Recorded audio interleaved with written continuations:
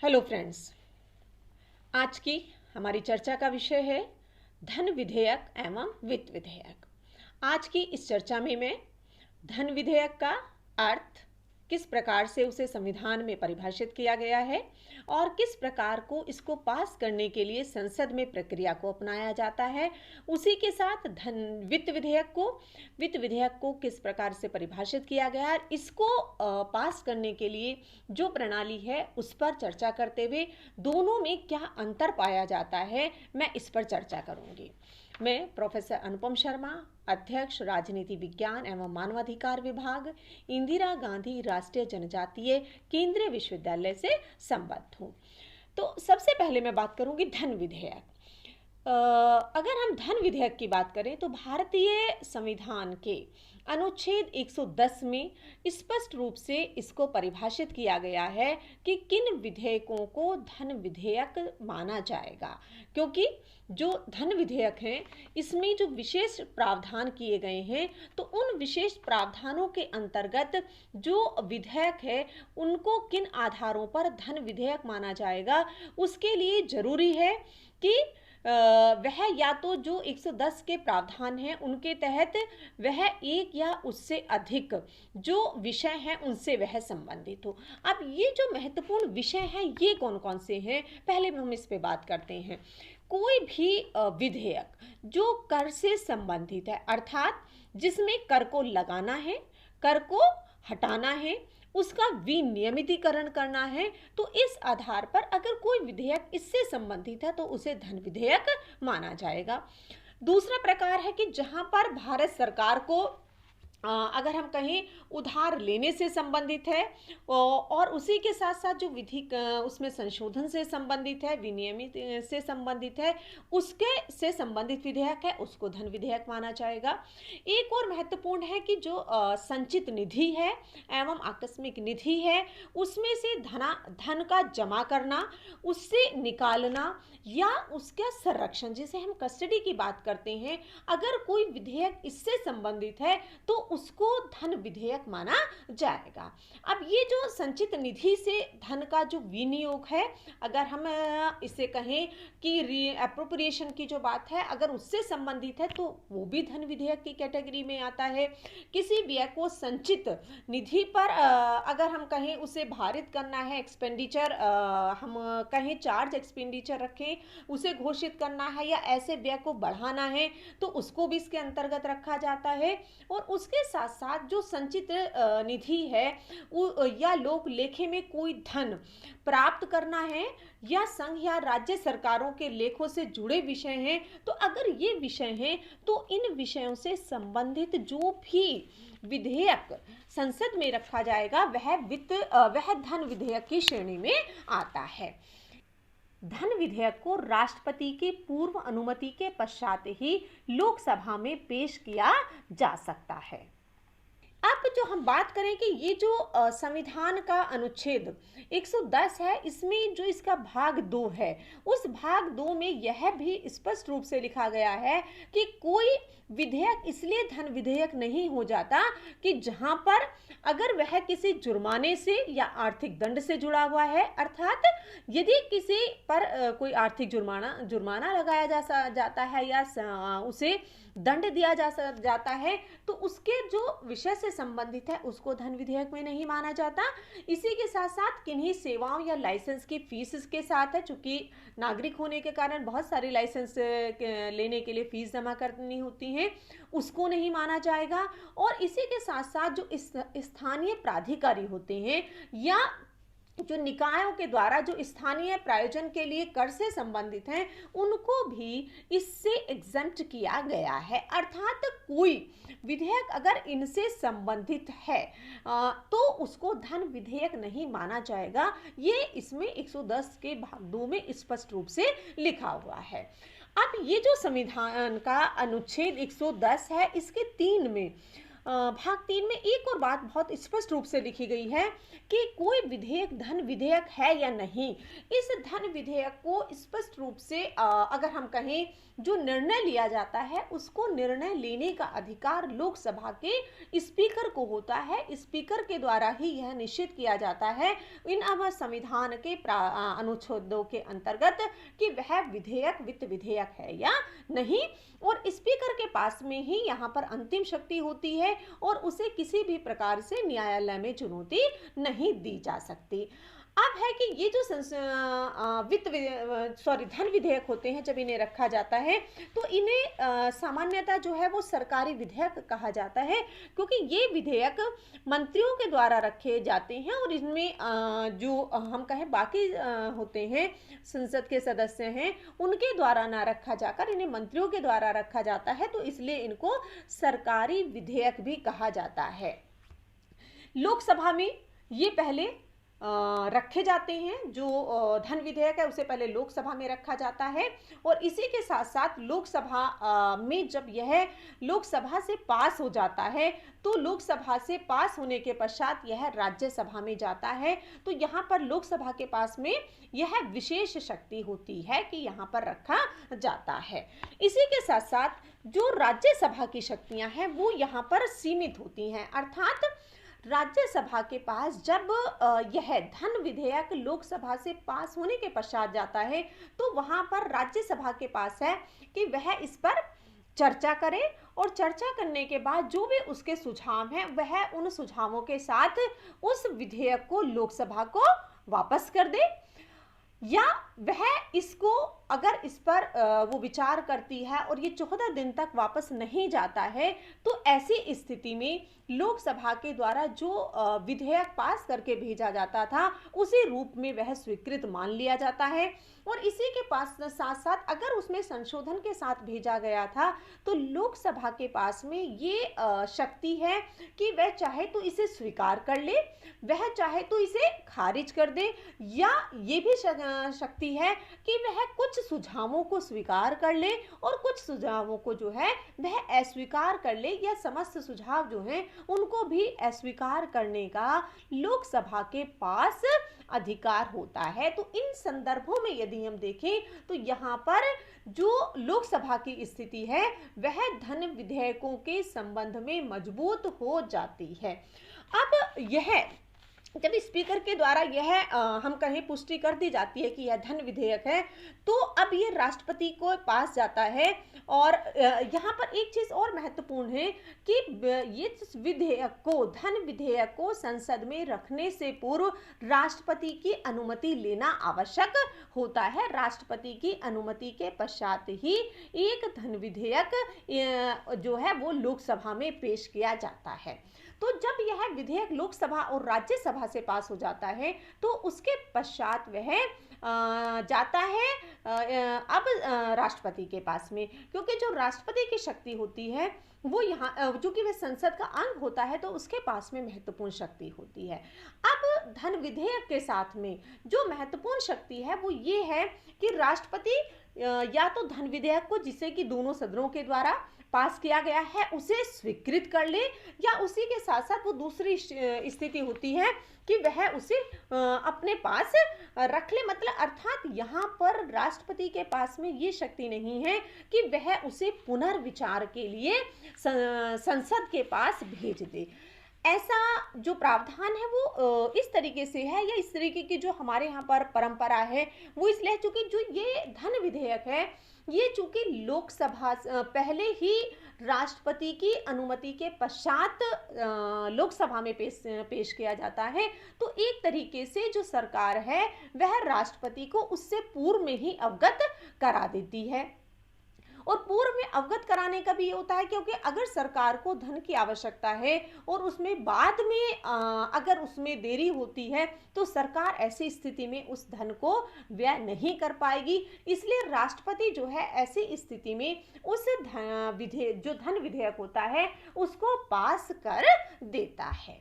अब हम बात करते हैं कि जो वित्त विधेयक है, क्योंकि जो वित्त विधेयक है, अगर हम वित्त विधेयक को देखें तो वित्त विधेयक में दो प्रकार होते हैं।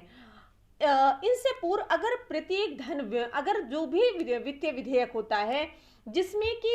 वित्त से संबंधित अर्थात जहां पर आय और व्यय से संबंधित विषय होते हैं उनको इसके अंतर्गत रखा जाता है। वित्त से जुड़े हुए भी जो मामले होते हैं वो वित्त विधेयक के अंतर्गत रखे जाते हैं। इसमें जो एक प्रकार है जिसका अभी हमने वर्णन किया वह था धन विधेयक, जो भारतीय संविधान के अनुच्छेद 110 से संबंधित है। जो वित्त विधेयक का प्रकार 1 है यह भारतीय संविधान के 117(1) से संबंधित है। इसी के साथ जो वित्त विधेयक का प्रकार 2 है वह 117(3) से संबंधित है। तो इस प्रकार से वित्त विधेयक के जो है वो 2 प्रकार होते हैं। और ये जो 2 प्रकार होते हैं उन 2 प्रकारों की यदि हम बात करें इस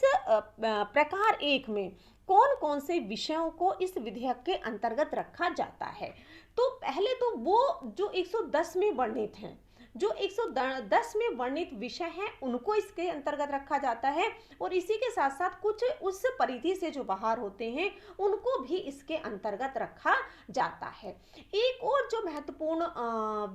अगर हम कहें विशेषता है वित्त विधेयक के प्रकार 1 की वो ये है कि इसे केवल लोकसभा में ही पेश किया जा सकता है और इसके लिए राष्ट्रपति की पूर्व अनुमति लेना आवश्यक होता है। अर्थात राष्ट्रपति की पूर्व अनुमति के पश्चात ही इस वित्त विधेयक प्रकार 1 को लोकसभा में पेश किया जा सकता है। तो इस प्रकार से यह लोकसभा में पेश किया जाता है। लोकसभा से जब यह पास हो जाता है तो उसके पश्चात अब यह राज्यसभा को जाता है और एक तरीके से जिस प्रकार से सामान्य विधेयक की प्रक्रिया होती है उस प्रक्रिया को ही यहाँ पर अपनाया जाता है, क्योंकि यहाँ पर राज्यसभा में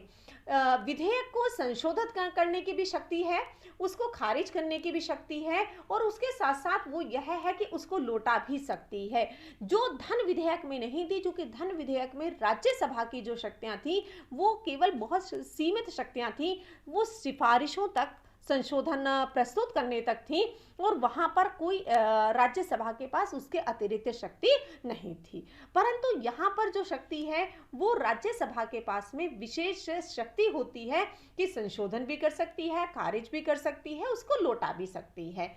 और अगर यहाँ पर राज्यसभा और लोकसभा दोनों में असहमति होती है तो इस असहमति की स्थिति में राष्ट्रपति के द्वारा संयुक्त बैठक बुलाने का भी प्रावधान भारतीय संविधान के अनुच्छेद 108 में स्पष्ट रूप से किया गया है।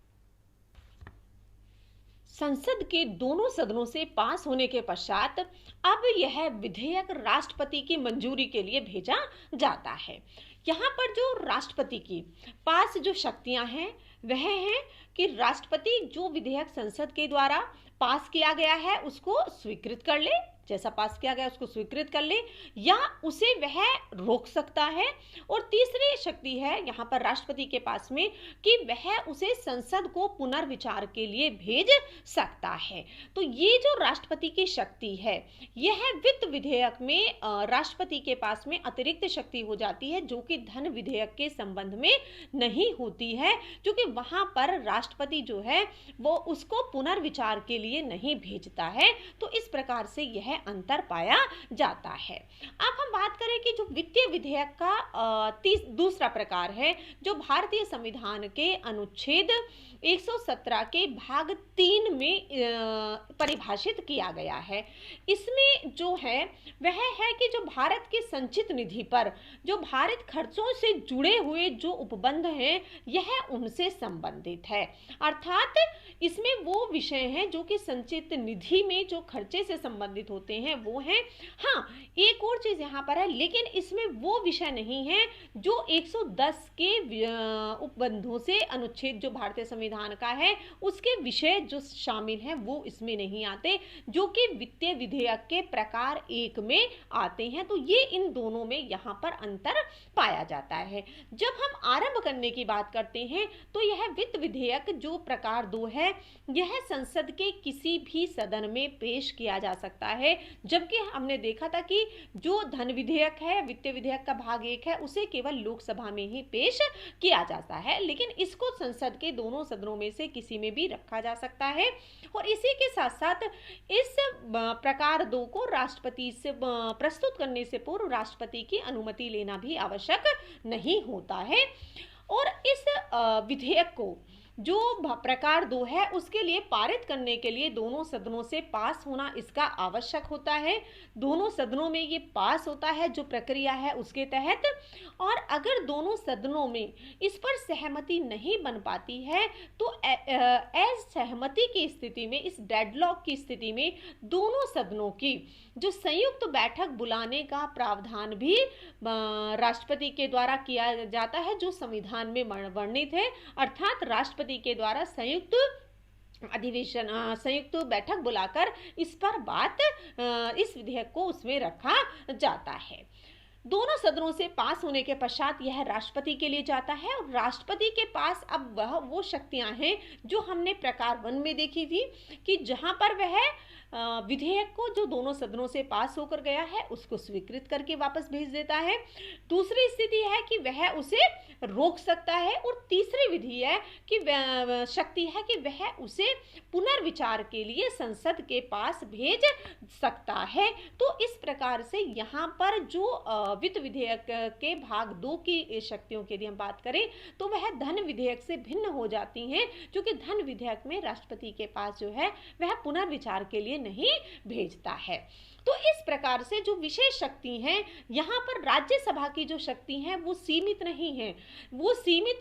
धन विधेयक के मामले में भी और वित्त विधेयक का जो भाग 1 है उससे भी बढ़कर यहाँ पर राज्यसभा के पास शक्ति होती है, क्योंकि यहाँ वित्त विधेयक प्रकार 2 को संसद के किसी भी सदन में प्रस्तुत किया जा सकता है, इसलिए ये विशेष शक्ति यहाँ पर पाई जाती है। यदि हम बात करें कि अगर यहाँ से संसद सदन किसी विचार को पारित करना चाहता है या वह राष्ट्रपति को पहुँचाना चाहता है तो वह पास करके यहाँ पर जो संसद के द्वारा पास किया जाएगा उसे राष्ट्रपति के द्वारा पास करके उसे पास कर दिया जाता है। तो यहाँ पर जो वित्त विधेयक का भाग 2 है वह इस प्रकार से पास किया जाता है। अगर हम आज की इस चर्चा को रिकैप करें, चूँकि ये जो विषय है ये ऐसा है जहाँ पर कि अक्सर हम देखते हैं कि जो विद्यार्थियों में वो एक कन्फ्यूज़न रहता है, जो स्टूडेंट्स हैं कि कौन सा वित्त विधेयक है, कौन सा धन विधेयक है, वित्त विधेयक के पास में राष्ट्रपति के पास क्या शक्ति है, कैसे वो पास होता है, कैसे धन विधेयक पास होता है। तो ये कन्फ्यूज़न का विषय है, इसलिए इसको समाप्त करने से पहले मैं पूरे को एक बार इसे रिकैप कर देती हूँ कि जो धन विधेयक को प्रस्तुत करने से पहले राष्ट्रपति की अनुमति लेना आवश्यक होता है, उसे लोकसभा में ही रखा जा सकता है और इसी के साथ साथ जो प्रावधान किए गए हैं वो भारतीय संविधान के अनुच्छेद 110 में किए गए हैं और इसी के साथ साथ वह लोकसभा से पारित होने के पश्चात राज्यसभा में जाता है। राज्यसभा के पास में सीमित शक्तियां हैं, वो सिफारिशें कर सकती है, लोकसभा के ऊपर निर्भर करता है कि वह स्वीकार करती है अस्वीकार करती है, 14 दिनों तक वह उसको रख सकती है, इतनी शक्ति राज्यसभा के पास है। उसके पास वो राष्ट्रपति के लिए जाता है, राष्ट्रपति के पास में जो शक्तियां हैं या तो वह उसे हम कहें स्वीकृत करके भेज सकता है या वो उसको रोक सकता है, लेकिन उसको पुनर्विचार के लिए नहीं भेजता है, तो ये उसके पास में शक्ति है। जब हम बात करते हैं वित्त विधेयक की, जो 2 भागों में बटा हुआ होता है, जो पहला प्रकार है जिसे हम कहते हैं जो भारतीय संविधान के अनुच्छेद 117 के 1 के तहत है, जिसमें वो प्रावधान है जो 110 में तो होते ही होते हैं, लेकिन उस परिधि से बाहर भी जो होते हैं उनको भी इसके अंतर्गत रखा जाता है और इसी के साथ साथ इसको लोकसभा में पेश किया जाता है। वो लोकसभा से पेश होने के पश्चात जब ये पेश हो जाता है, एक प्रक्रिया के तहत पास हो जाता है, तो पास होने के पश्चात वह राज्यसभा में रखा जाता है और फिर वह सामान्य विधेयक की प्रक्रिया के तहत राज्यसभा में पास होता है। यहाँ पर राज्यसभा के पास शक्तियाँ ज़्यादा होती हैं, राज्यसभा चाहे स्वीकार करे, उसको पास करे जो दिया गया उसमें संशोधन करे और या उसे खारिज करे, उसके पास शक्तियां हैं। परंतु अगर दोनों सदनों में असहमति की स्थिति होती है तो ऐसी स्थिति में राष्ट्रपति के द्वारा दोनों सदनों का संयुक्त बैठक बुलाई जाती है। जो वित्त विधेयक का भाग 2 है, जिसे कि संविधान के अनुच्छेद 117 के भाग 3 के अंतर्गत रखा गया है। यहाँ पर जो विधेयक प्रस्तुत किया जाता है उसमें राष्ट्रपति की अनुमति, पूर्व अनुमति आवश्यक नहीं होती और उसे संसद के किसी भी सदन में रखा जा सकता है। पास करने की जो प्रक्रिया है वो भी उसी प्रकार से होती है और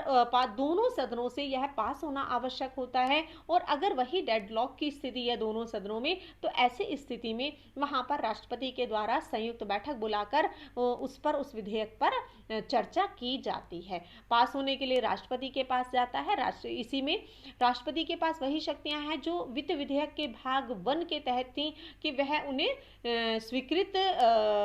कर सकता है या उसके साथ साथ उसको रख सकता है या उसे पुनर्विचार के लिए भी वह भेज सकता है। तो यहाँ पर जो राज्यसभा की स्थिति है वो मजबूत हो जाती है। तो इस प्रकार से अगर हम देखें कि भारत में जो धन विधेयक है और वित्त विधेयक है, जहाँ दोनों के परिभाषित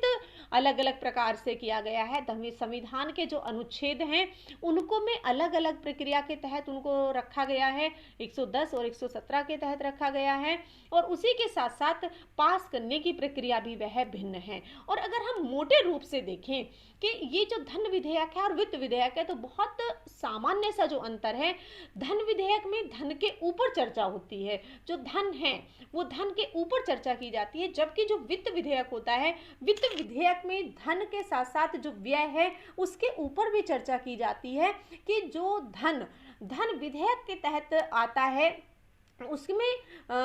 चूंकि वहाँ पर टैक्स से संबंधित रखा गया था, टैक्स लगाना है, सरकार से उधार लेना है, तो किस तरीके से पैसा आता है वो उसमें रखा गया है। और वित्त विधेयक में जब वो धन है तो किस प्रकार से उसे जो विकासात्मक कार्य हैं उनके ऊपर उसका व्यय किया जाएगा, इसमें उस पर भी हम कहें उसका समावेश होता है। तो इस प्रकार से धन विधेयक और जो वित्त विधेयक है दोनों में यह भिन्न